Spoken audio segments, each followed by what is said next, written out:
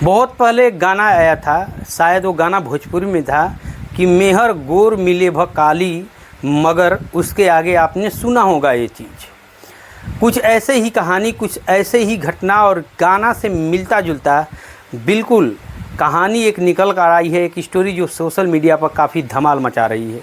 लोग इसे सुनने में काफ़ी इंटरेस्ट ले रहे हैं। कहानी कुछ अजीब तरीके की है। स्वागत है आप लोगों का डिस्टर्ब न्यूज़ चैनल पर। पहली बार आए हैं तो मेरे चैनल को लाइक, सब्सक्राइब, शेयर, कमेंट ज़रूर कीजिएगा।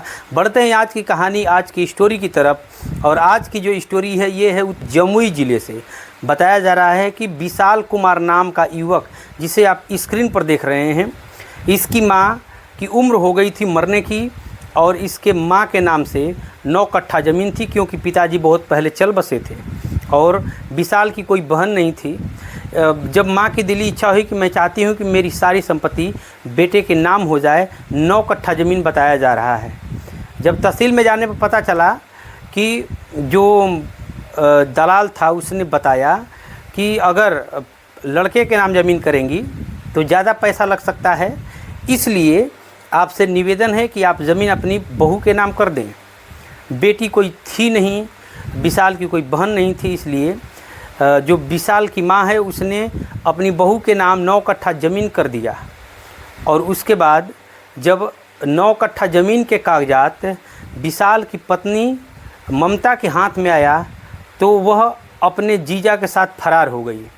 ज़रा सोचिए, वो पत्नी जो कई सालों तक विशाल को अपना पति मानती रही, जो सामाजिक तौर पर जिसका शादी हुआ पूरे धूमधाम से विशाल के साथ और इश्क लड़ा रही थी अपने जीजा के साथ, और इन दोनों के बीच में एक बेटा और बेटी भी थे।